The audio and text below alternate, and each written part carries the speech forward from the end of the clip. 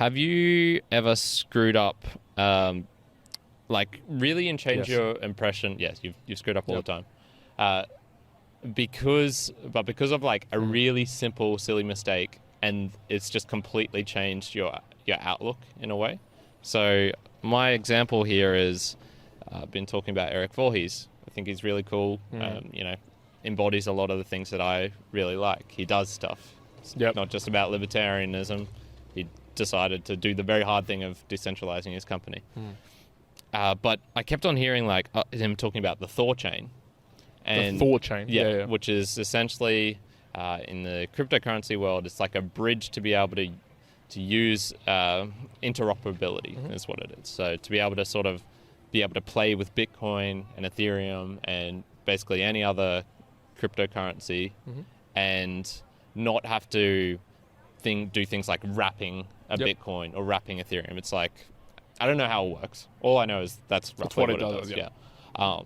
I thought that was the Tron chain. I didn't realize there was two different chains. Gotcha. Okay. So I confused Tron and Thor. And so when I heard Tron for the first time, I already had some pretty bad vibes from that because I'd heard of the Tron chain related to Justin Sun and some... it sounds like it sounds more on the scammy end of things. Gotcha. And I was like, oh man, that's a shame. This dude who I really...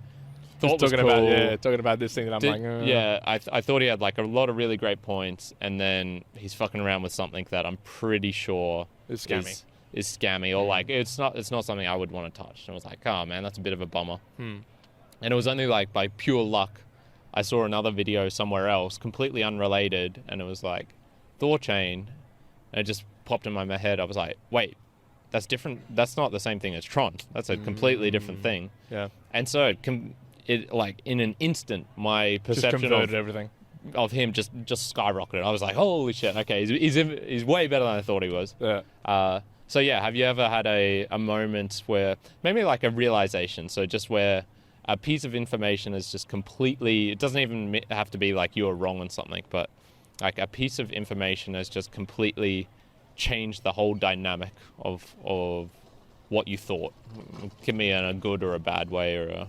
Anyway, I know it's a hard question. I should have prepped you beforehand. It's a hard question. I mean, the only one that comes to mind, which not like it was a transformational change, but this is a fitness one. It was very particular. What ended up happening was I was doing this was snatch practice, or getting better at doing snatches. And I always thought in my mind that you had to like wrench it off the ground as fast as possible, basically. Like as fast as possible, because the faster the velocity of the barbell could get, then you could get underneath it and kind of get it up. One loves those barbell velocities. Oh, barbell velocities. So I thought like, oh, this is probably like what you have to do. And I think I selectively listened to a lot of parts when people were talking about weightlifting, and they were like, yeah, it's all about velocity, it's all about the speed. Yeah. And I was always in that mindset. What I ended up finding myself doing when I was like videoing it, checking the video, is that because I'm doing that, I'm like going so fast. Normally with the snatch, and so I'll try and describe this for people at home. You basically you got a wide grip. Get up and do it over there. Well, but then also people like would be able to hear it. But basically, you're grabbing a barbell quite wide, and you actually want the barbell to come up and hit your hip crease, right, as it's coming up.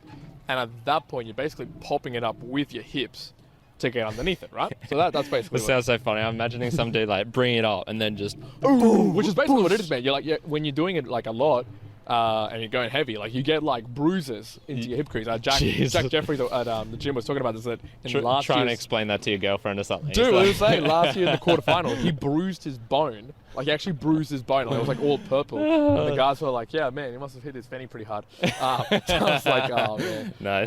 But yeah, so with that sort of movement, I thought you basically like yank it off the ground as fast as possible, like try all you can, like as hard as possible to get into that hip crease and just like smash it over.